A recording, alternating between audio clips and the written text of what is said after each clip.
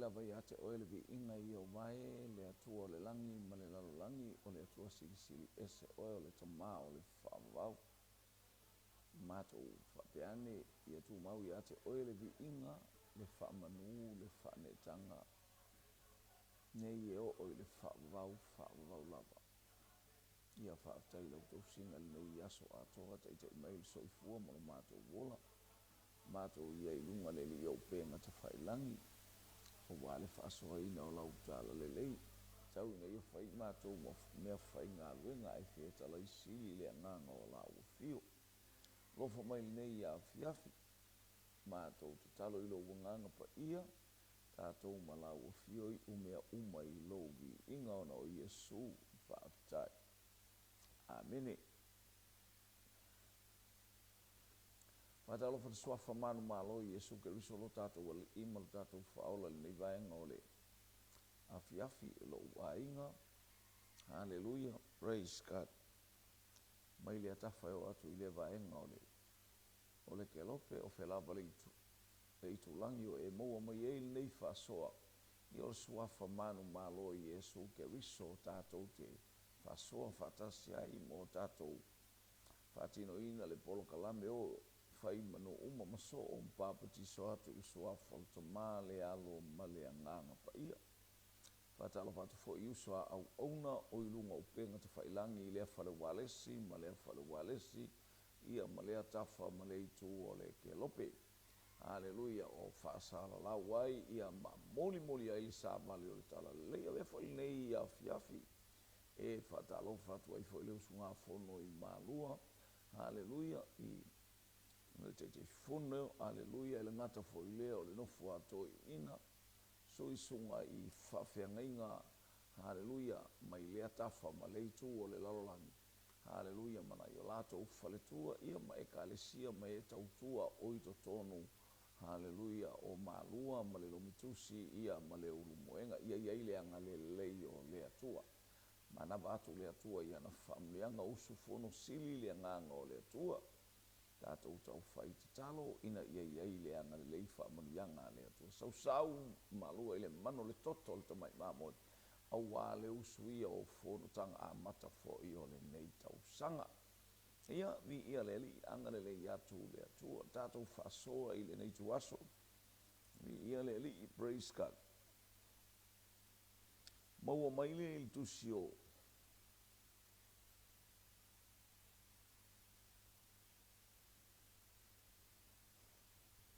Se fata oto le su mo fitu fai mo mo fai upu lua ia e amata e loto ise e anga ia to ise fasoa nei tu aso vi ia leli mai fai mo aua ete mita i le aso taiao aua ete leilo se mea e tupu ataiao lua ia vi ia oe ele tangata ese aele o lava la ngutu ia vi ia ese tasi aele o lava la ngutu vi ia le li toi mo man foi le lua ia le atua ia vi ia oe ele tangata ese aele o lo ngutu o lo lava ngutu ia vi ia ese tasi aele o lava la ngutu ia vi ia leli. Praise God. Ole fe auna le tau moli nei awane ivi ia oe o la ngutu awane ivi ia oe evi ia oe ese tasi ia le tangata ese aele o tatou woma ma vi ia e tatou ia leli, praise God. Uti awan mali il tala ia. Awan ivi ia oe o la ngutu. Ua fuite mita ili asu taiao. Ioi. Wa te le lopo le ale me tupu. E fa pena le o lango le tino. E mimita tele. Tawhai atu le anga sa taola ai. sata o la ai mo te vavai, ele ai a se mea le leina mauai. Na o le whaalungaina ai o ita i lota mimita. Te mana ofo i alele ia whai maita la tangata ia ta ita telefu i ta alonga ta te alu ia iwa pēnā. Ai ua ta i loa ma mauti noa. Ina ua vava i atu i le awhionga le atua, ina ua o mai le awhionga le atua. Wha maulalo le loto fo i le ali i ma le loto salamo. E le anga tele le mimita. E a tangata whaele no whala tō wia ma vi i la tō wia pa pēnā. O la uta vale le na whatau mai whea, o la uta vale le na whatau. Ia, o le taule o la upapovi, o le taule o la whangota pa pēnā. Awane i vi ia oe o la mutua, ia vi ia oe le tangata ese. E Maliel tala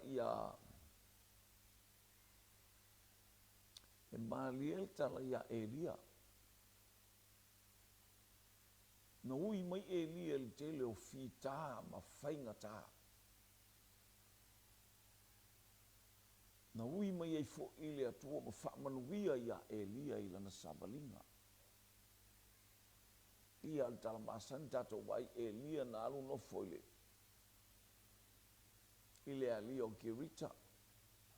O ana tala na whai ia a apo na matua ma tauti a pe a whaalongolona na taunu uale. Whamaoni langa o le fina ngalona o le atua o ia le alu e tau whiau. Le te watu le o langa o Elia Sauro se o langa mātanga o fie ma le o langa e matautia alu i Kirita no fuai. Le ua umale vai. Tausi mai e manu o se mea matautia i ia le li. A le wanga i atu i Sarfata. Mea te teli na tupu, ato e fōi mai Elia. O lea ua atoa le, e taimi na whai atoa i Elia toru tausanga ele aisi. Whai wā venga Elia i luma o pā alama, e ala i le wala au o Elia i le langi, au mai le afi susunu le taulanga. E na o i ale perfeta. Ie i taimi lea, le i perfeta stoteli. Hallelujah, praise God. Al meu tupu ia Elia. Ia le il tala le na il ta upu es fuma le iwa. Hallelujah. Ua fai atu i Esapela. Fai atua ia Elia. Ia fai atua ia te upea ule kipi e se alonga unu. Fai ela mawheiloa i tae ao. Taimi tae ao. Ia na sola i lo leo Elia o tala masani wa sola Elia. Ia le ali. Le fia whaau wau le tala i le whiau le tau moli mai. Awane i vi ia oe ulo ngutu. Ai vi ia oe ele tangata ese. Awane i vi ia oe ulo ngutu. Ai ia vi ia oe le tangata ese. Vi mai sis tangata. Mafu ele vi mai va pe o mai. Aya. E o afa iane ala to tala le teno fono foa oi. Ua sola Elia ia sapela. Ia lewa sola tamalo a sola fafine a fian tangata o whaalongolongo fo il nei a fiafi. Wa ele to e alu wa ele ainga, wa ele to e alu fo ile lotu. Ono se tala al faltua na faiatu i atu, e po se tala se fafine. Whapena e fian tangata ua leo ile lotu ono o le fafine fo mea o ke hikan fafine o iai ta o louto olua. A whai atu louto olua a walwhaia le mea, walwhaia le mea, a leu e hitai. Usa wa e sola e se mai le lotu ono olua, o lou whatau te ele tala fiso i ke ingu pia. So ia ke whaia ngā mio e le whapenga i ka ngakai. Ngā le māre me o i e whapena tala whawhine e whai mai a tātou. Tātou wola mai. Wa whaina le pauare o tangata e mālama lama i lo wolanga. O loutu o lua. Nanga le wolua mafuta. Mo le ainga e tasi o lua. Vi ia le li. Praise God. Ia. E tele tangata ua sola o na whawhidea. Ia whaila perfecta. Perfecta ia me fia fo in whaiwhi au. Whaiwhi au whaale tonu o lato. Ia lato. Hallelujah. Ia ole whautua atu ole. Ale tina o le ngā luenga to mumusu atu. Ia lele. Ia me e sele mana ia la e langa ole. O se tamaa o nofo se saufa inga. Ma male whaito to ale a ai. Lale nofo mai saufa ima ia itua se tina matala. Ma se whalo ngona le whalo pega o tina. Ia lele. Fai mea le lei e ala po talana al fata oto e pio le leva nei foina o matu. Le tala le tusia ale fata oto e winga i le tina. Ia e ta tauna i eisi au ngā o tina i a te au i a te oi. O fui la tu te whaasasa alo to o luan tau tala mai a te io tulanga whaelele pe ta ita o le ulu o ta ita e kai mua i mea uma o le tino le na. Awa tatou o mai le nganga. Io tatou whaalongolongo i le si ufufonga o le atua. Ia e whaalongo atu, ia anua e whailau polo kalame. Whaalongo tu foi pe ua malosi tele tina. Ia e awala manei whaatu pua se. Ia le ali, e ala le ua sola atu e lia. Ma lia la le sola. Ia ua wheto i e maritau tala e lia. Anua tua e lia alu molu i totonu mo le ana. Na la tu le monga wa fa mo moele la wa tilo ha le por fa mo moele na lo elia le anga na ba ia mo se na ia i lunga le monga tonu fo ile na ba ia mo se o mo mule af le fo to fo i mai fo i mo se au moile no le to ia mo se o ina fo ina feilo ia mo se mai feilo ia mo se male atu e winga ile tu la fo Whapela e lia lona winga e ta tau fo ina o iaina ia o ngaua seisi wha malo si anga. A e leanga ua se seel me ua la toto ina walu ila lo leana. Walu wha apo ululu ai. Taipe ia al tala ia lota. Leanga iu ta moe. Ta moe. Si ta moe wha malo si. Ioi.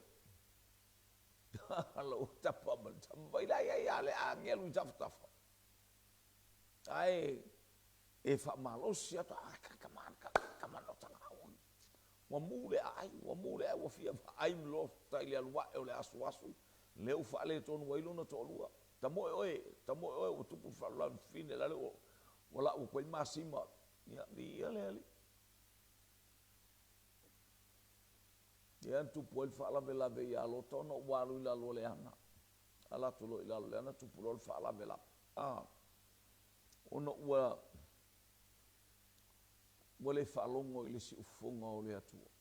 Ne ua fai tu le fitau i le ala la e moe elia a ele ai i pero sepa lea. La tu le ia i ole angelu sieno vo ia ilunga ai. Mamau le ala.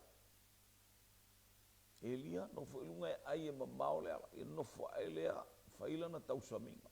To e moe. To e ala e fo ole ai. Ai na e alu lea. Le ala ua alu e Elia. Ta alo fo ele uso ua.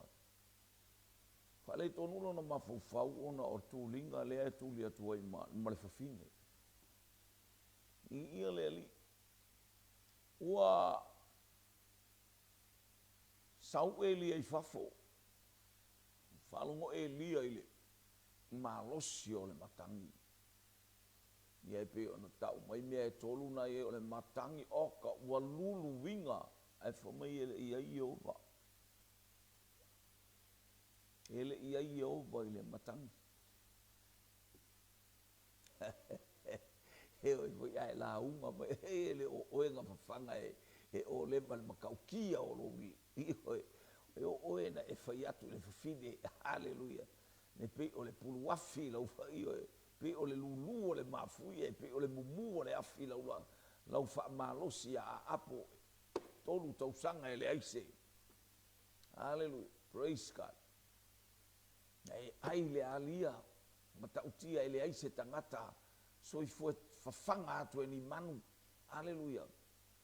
Wana o oe atu iai aya so le ava le bele wo onge ie makua fale kongua wale ai mase malosi o le launga na e fai atu le fafine a mwiso aina e ai lea tupu leo vawe na faia aya na iai lea tua i ngā launga aya bele ufalongo o mea uman va mai lole pe o le winga na te fiu e launga pei o le mafui e le lulu o launga ai fa mai ele ai se atua o iai ele o iai le atua ngele o le loto le fataunu o il pol kalam ni ia le ali pei o le afi o le ale i tu ainga ne ufa ia tu iai le ai falongo tu eli e sileo le mua eli ai ai au mena ai fa ina ia sa tu e taun fa tepa elia ile tulanga sa iai sa iai le me sa ia no foi le ai sa fai va venga le atua ia te ia sa fai o ia matangata e mo moli e fe au le atua ia apo le nu o a me uma pe o le lulu o le mafui e pe o le mumu o le afi haleluya o le matangi tele lo nangi aya a le foto ai ala ngona tu le leo le atua pe foto a to a mai elia ya la umea le nai fai ina e mana ia la foi upule le ai o te fia au mai ia li o le sfulu iwa tusia al fai upule sfulu fa e va pe mai ona fai atu ai le o ia o matua ma ele nga ona o Yehova le atu au awa watu ua ele whanaunga Israelu lau fia ngainga lau fia ngainga wala tō solia i lalo au fata whaitaulanga ua fasiotia foi e i lātou au perfeta i le pelu. Ua toe na o au lava, toe na o au le vi ia oe ula ngutu. Haleluya, ua toe na o au lava, haleluya. Ua lātou fia fasioti fo i ate. Haleluya. Alongola le talale walwatu. Le fi au ane i vi ia oe ula ngutu. Vi ia oe se tas. Ai aua ne e vi ia oe lava. Aua e te nofo ma faisou vi inga. Tangata na e whamai Yesu o tangata, haleluya, e tautala ia mo lona vi inga. E tautala ia i lona poto ma lona atamai. Haleluya, wasa ili e ia lona vi inga. Na te leo sa ilia se vi inga o lea tua. E tautala fua e lei se mea. Talana Yesus os tangata e whapena, tangata nā lai na te whaoa le vi inga o lea tua, na te sa i via lona vi inga, ia na mea e whai, ia na mea e whatino, ia whapea mui tangata le leile la unga so le poko o le whai fi au lea. Whikau ia langa o le kamale sa onga i whea, i whea le mea nā onga i o e whapena a, whaalongo le tala. Haleluya, wa ouma ele ngā ia Yehova lea tua. Ona o tangata e to tele fasioti au profeta ua toea o au le to toe aua ne ivi ia oe haleluya ele tangata ese e oe a ia vi ia oe ese tangata ese pe vi ia oe ese tas aua le vi ia oe o ala mutu. Praise God. Ni ia le li, mo te mafau le loto mawalunga te whapei o tai au, te le, awa e te mita i le aso a tai au, awa e te le lopo le aleme tupu a tai au. Io e, whape ane pe o le tala Iakopo. Hallelujah. Whain malanga tai au, whape ane pe a fina ngalo ia ile atua.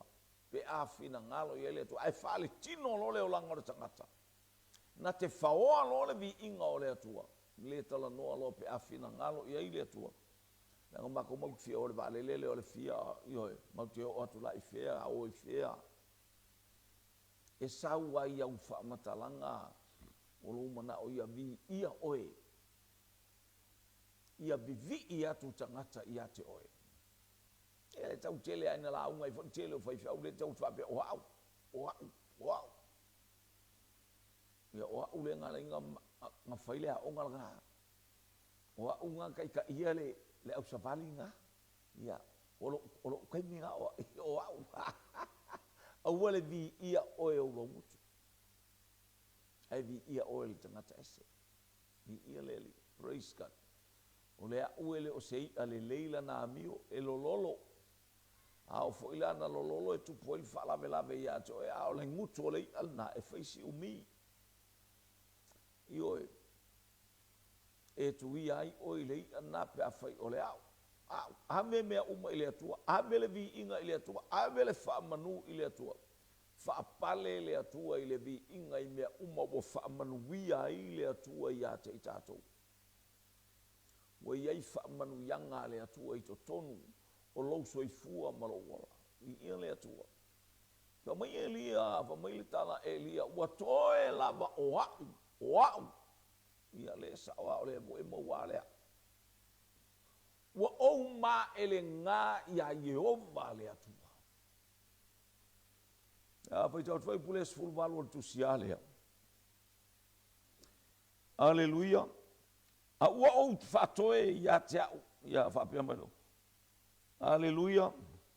Talia lea tua ia Elia. A ua ou whatoe ia te au i Israelu e to a fitu afe.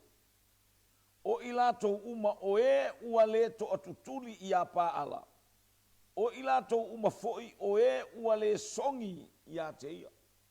Ia.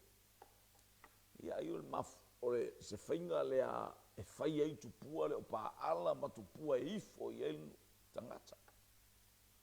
E o whea songi e taua i bisa i fo isi le songi a kolesi a ikwa. I ala whai tau tata ma i tua lesi o la fo ofias whape ngarwhi. A leo fo maile atu. Wa au whaatoe moa wa kei e lia le whaalongon si o fonga o le. Wa au whaatoe moa uo ila tau wele i ifo i a pa ala. Ele i songi foi ia te ia. Ua te i Elia. Awane i vi ia oe o la utu. Awane i vi ia oe lo ngutu. Ia vi ia oe le tangata ese. Vi i mai se tasi ia te oe. Ia vi ia oe se tasi o la karkalongon kaka e kelo iloa. Ona e iloa la e alu male mana le fe au le nao. Tele taimi e anga i mai ai. Haleluia, Yesu ai fata ai feiloa i mate moni. Haleluia, praise God. Le amatanga o le tusia mareko i le tala inga Ioane le papatiso. Haleluia, maanga i mai ai. Haleluia, ina whau Yesu, papatiso Yesu. Sau Yesu i whamanu yanga le atua tala i mai wanga i mai kapa na umi. Ofo tangata. Ai te ua tau mai ai tangata e urutino e le te moni. Ai alanga atu Yesu e le Nasareta. Wa e sau ea ina ia whano i mātou. O le whaavivi. O le whaavivi, o le anganga le angala e alanga mai. O le winga le o le ti Apollo. O le winga le o Satani e mana o e tuku ia te oe. Le angala inga whao. Le na tuli mai ai le lalolangi nei whao le vi inga o le atua. Le le ualu kau mawhai e ui mai ala whapea. E sau e whane ne e vape ia whakingo ao Yesu. Ia va ai atu ai ese a fa ule le skaidi inga ia iai se suvinga mai ole. Ole nganga ole atua ma le whaatinonga Yesu. Wa e fio mai aina ia whano i mātou ilo o oe ole pa ia o le atua. O oe o iai le pa ia o le atua. Ai whamaina babau, tei kapungi la uku. Kapungi, ali vavo. mele asel bana ya a ngai tili atang mo sole lo kwa male le ngam wanga le tak sole ole kamalo ko ngwale ale ki fa longo kwa e o mai paulo ma pana pai alanga mai le nganga na sai ngai po pafulia e apo ngai haleluya ku peru sai le pitonu una pafulia le alanga mai o au na nei tangata le atua o au na nei tangata le atua kwa kinga ye aisia malama le tangata o le atua ole nganga le ole leo le tangata le ole leo ki apolo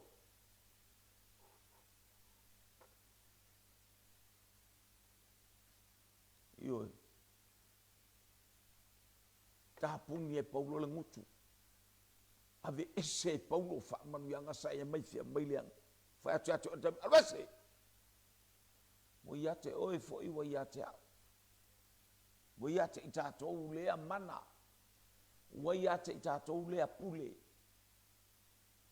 mai ia tu sile ama record le mata bo na tala no yesu eta ofo woi sole ua tautala pei o se ua iai le pule le taimi o le launga Yesu ai whamai ua tautala e pei o se ua iai le pule lo ainga ua foa ina ia te oe le pule male mana the power and authority from where ele au mai ni tai fono pe au mai ni a onga kuspa pe au mai mea no it's all from God o le mea ta o le pule mai le atua ia e loa la o mea uma e fo i le atua lona vi inga. Wa avatu ia te oe, ia e fa fo i le ana le pule. Authority. Hallelujah. Awane i vi ia oe le tangata es. Awane i vi ia oe o la mutu. A ia vi ia oe e se tasi, pe vi ia oe le tangata es. Te le iloa. Ele marma mai e sele mana ia le fata ita inga watu e Yesu la nga watato iai ile foa ina mai ele atua ia te ita tou le pule male mana ia e sila fia ia owiloa o fea le me tau nuu iai e tau nuu ile vi inga o le atua e lo se vi inga mo au e lo se vi inga mo o e lo se vi inga mo stangata e lo se vi inga mo se kalesia e lo se vi inga a ia fo i le vi inga i le atua abe i le atua le vi inga fitu wafe tangata wa te i Elia wa te i Elia halilu oka ile ma ele nga fa mai wa o ma ele nga u yaite o Yehova wa na o wa oka se ke leo le kala ye totoe wa iloa ele atua wa umar taimio Elia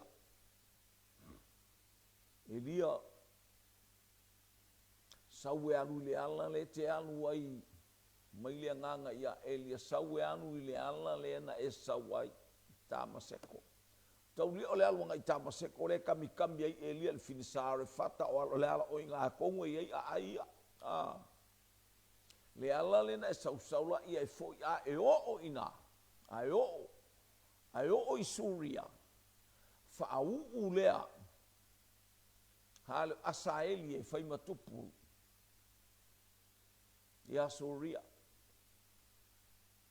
na e afea nelea whaau ieu e fai matupu ia Israel e ala tuma e tau atu i lau kama leo Elisaia le ape me leola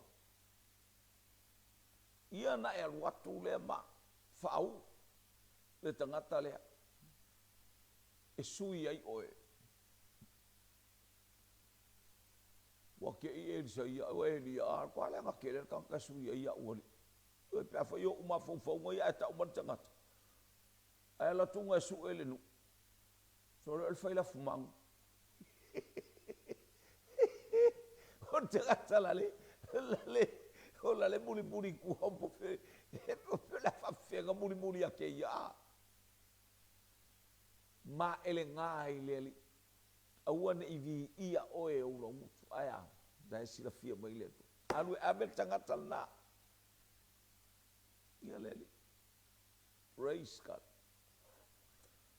Ole meana de sila ia Yesu matitila ia Yesu i leo langa ole au.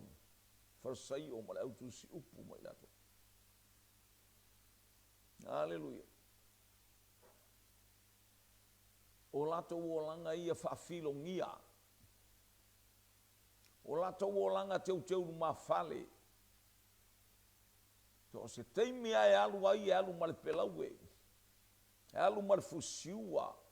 E alu malato tōni ngā tato mai nei yata ia tapu e mai. So le sawa, so le whea wai ka mai e marketplace ma. Mo lako lava a. So le alato tōni ngā ia pe kusi pe whapena ana. Pa mea tato wai la sao la wale tato. A le ua whaata mai e tangata o tilo. I le au wharsai o ma le au tusi upu le au wos taulanga. E whaia lako kongi ngā. Mi ia leli. E la tau te whewai ai. Whewai malele malama i se mea o le malole atua.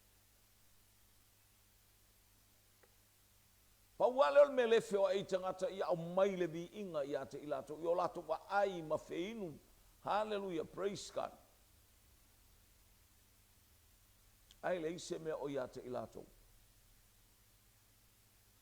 Pauale o le tō ninga la wailoa i tangata.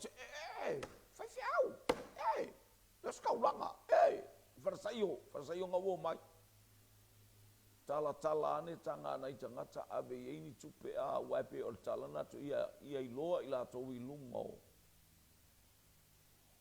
O le ala a. Mi ia le ali. Pi o le atale o le tau whai o le tangata ia whai loa atu ia. Hallelujah, le mela iai le tuinga atu langa o le tangata le ia, le tal noa mai iai tu sia whata oto. Aua ne iwi ia oe. E oulo ngutu. Ia vi ia oe le tangata ese, e vi ia oe se tas. Ina ia, so se taimia te mafufau ma o mafufau, tātou te mafufau. Hallelujah, o le aluatu lau tala inga o mai tangata, o le aluatu lauta ia i loa oe, na o le vi inga oe, so le seo kamikira mako, o le whiwhi aura mako ngule, o le a, no whai alau oe polo kalame na e alu e vi ia i le atua. E umai ao na whamanuia i le atua, ia i le pai a le atua. Wa ou ma ele ngā ia i oba le atua. Wa toe a o a ule to toe. Ni ia leli. Le ufa beatu le nganga. Mantala le angelu. Fitu afe tangata ele. To o tutuli ia paala. Ele ifo ia paala. Ele i fiasongi fo i vai o paala. Ia leli. Wa te il tangata. Au i elmo le maua tusia. Angaru tusia Roma. Na ave i o whasalalawina, o tusia Paulo na ave i Roma o lo whasalawina, o telefo o tangata o lo i tono Roma o lo i ele ekalesia. Ma mai le tala i Roma, oka se ola o le ekalesia, oka. Ai vava ai tangata i le mata upu le tala noa ai Paulo i Koronito ma Efeso. E ese ai, wa te le mela e amo e nai tangata. Ioe. Ao tangata na watu i pe o la tōwia ua. Wa ngai ai ese a le whainga. E wala awai Paulo i ate i la tō. Hallelujah. So i tau tua le tala lea le tusia. Praise God. I le whamalosia Paulo. Hallelujah. Le au soe o le mana o lava le nei o loto Roman tapus fulu. Whaibunga mua. Le au soe o le mana o lava le nei o loto malau tatalo i le atua mo Israelu ia whaolaina i lato. O e tau whaafonga mai.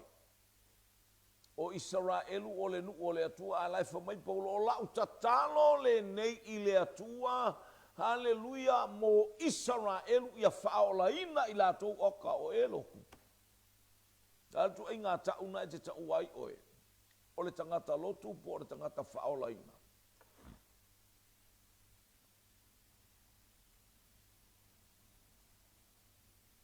O lau tatalo i le atua mo Israelu ina ia whaolaina i lātou. Ano o le akua. E ia ile vaenga e ao on tātou whaawau o le talia o Iesu. E whai mali i ma whaola i o tātou olanga. O tātou i loa Iesu ale tātou te whasawa i suafa o Iesu Keriso. O le a tātou te whasatauroina Iesu.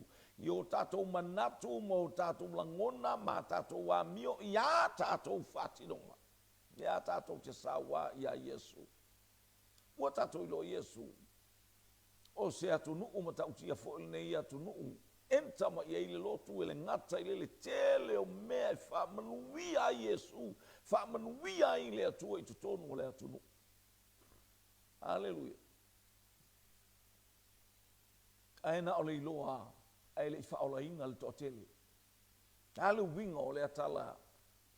Iloa ale tatou wa ailunga upenga ta whailangi o le tau tala tangata. Haleluia.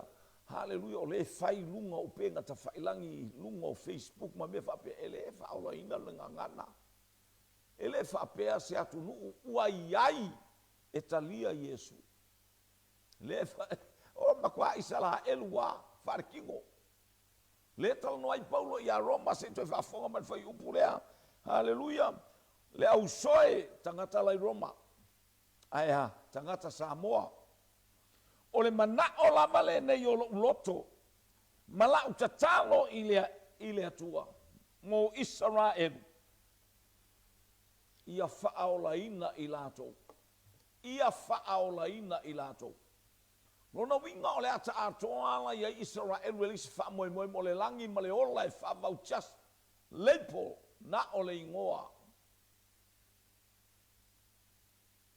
Hallelujah. Praise God. Ia leli.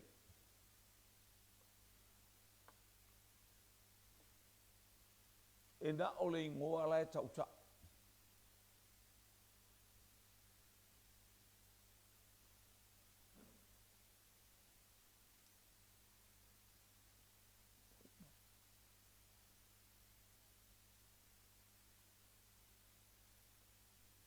Praise God. Hallelujah.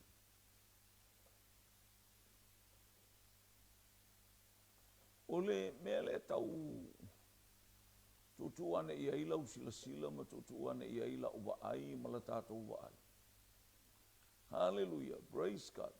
Ua tātou vi ia, vi aya. Ele o wha maon, ele soifua ma o tātou olanga aisha. Mole kele so le ole. Pala palau vale solo nai whanau o ta maiti.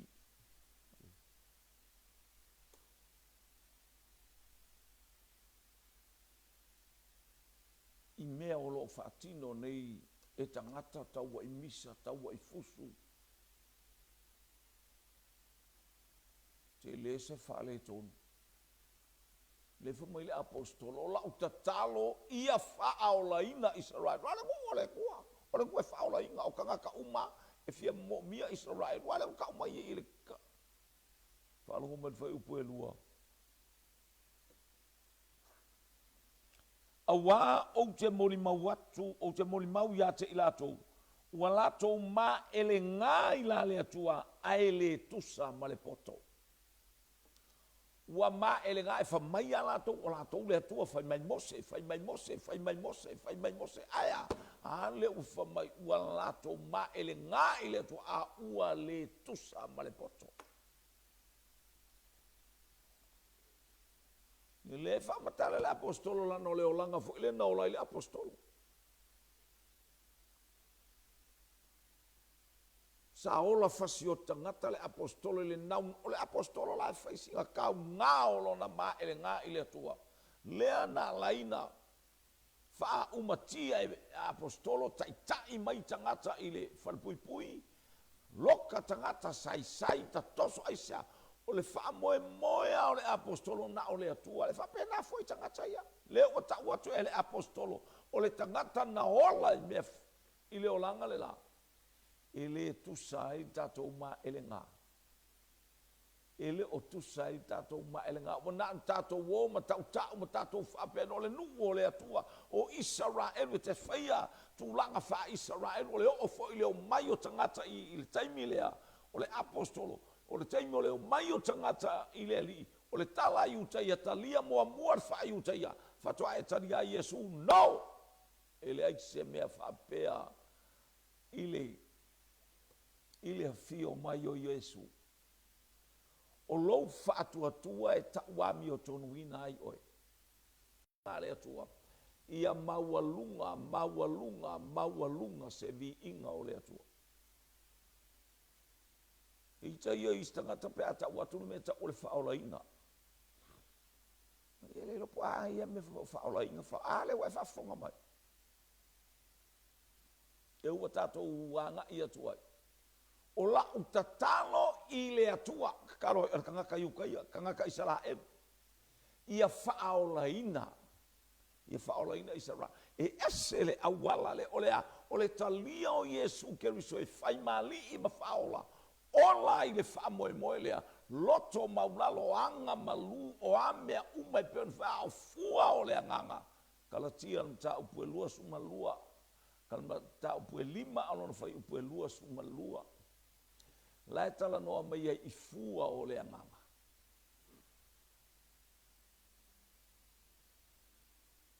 Tue whailua fo ia te oe le winga au fua o le alofa pe te tautala inga ngana a ngelu a toa matangata ai le ai se alofa. E iei fo i fua o le me alofa ale anganga pa ia, iei fo i fua o le anganga pa ia. Ia leli. Ke le ala ina tātou wawa iato i me alofa le anganga pa ia. Ona o le upule alofa. E ao a ona iai le alofa e whaatino ai. Le anga o le alofa lea o le atua. A wau whapea lava o na alofa mai o le atua i le lalolangi. Waia awina mai ailo na alo pele tō tasina ia le whano au. Le whano oe le whano so se tasi. E whaatua tua i le atua ia maua ia le ola e whaawang. Ia le li. Ele lei le atua i taimi umalawa. Ia sa mora watunu o le auso le tino ke riso tato iai le nei vaenga ma so se tasi e whaalongolongo. Awane iwi ia oe. A oola ina tato i loa. Haleluia i le taita inga liloa le anganga pa i le pule ma le mana mai le anganga pa i wa awina mai e ke riso mea uma ia taitato. Ona tato i loa le ai se vi inga tato te tal noi so tato vi inga. E vi ia oe e se tasi. E vi ia oe. Haleluia. Awane e vi ia oe o ulabala umutu. A ia vi ia e se tasi. Ia foi i le atua le vi inga. O mea uma tatou te whaia. Ia foi ai i le atua le vi inga ma ia whapale le atua. Le ta maolo tatou wali o Yesu Keriso. I le vi inga le whaamanu ma le whaanetanga. Haleluia. Vi ia le li. Praise God. Ia pion tātou tal noa. Ua whaawau e Elisaia la ngāluenga. Hallelujah. A ua whina ngālo le atua e au ona whaatasia malana au onga ia Elia. Ia leli. Praise God. E sele manai ole. Ole whamalosi mai ale tuspa ia ia te tātou ole ngāluenga le mātangofie. Hallelujah. Ma le whamalosi o le au auna le atua ia Elisaia. Ina ua si tia le au auna ia Elia. Ia ai whaawau e Elisaia le ngā luenga. Hallelujah. Na ia whaataunuina le whaawina o Asaeli. Na ia whaataunuina le whaawina o Oieu. Hallelujah. E tusa ma le awhionga le atua. Ia leilo le whina ngalo leo Yesu. Ilunga ia te i tātou. Awhai e tautala le tangata mō ia lama. Awhai e tautala le tangata aile o iai se whaau unga le anganga pa ia. Tautala i lona malosi. Hallelujah. E vi ia e tangata lona vi inga lai sai. Pei sa whaia le au taulanga, ma whaia le au tusi upu, ma whaia le au whanasai. Lea e wha malosia ia Yesu ia te ilato. Au mai mo i tātou. Tātou sa ili le vi inga o lea tua. Haleluia. Au wane i vi ia i tātou e tātou. O le whamunianga lea tua, ma le awina mai o i tātou e lea tua. Haleluia. Ina ia. O e whainu uma maso o mpapati so atu li suafa o ta male alo ma le anganga pa ia. Ia maualunga le vi inga o lea tua. A mata mai u Yerusalema, Iutaia, Samaria, se ia o lava i tulu inga o le raulang. Ie le anga lei o lea tua ia te oe, ie le anga leifo i o lea tua.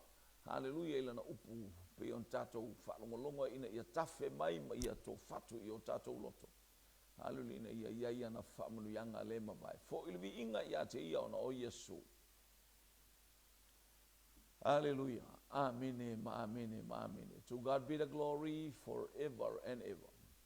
Amen, amen, amen.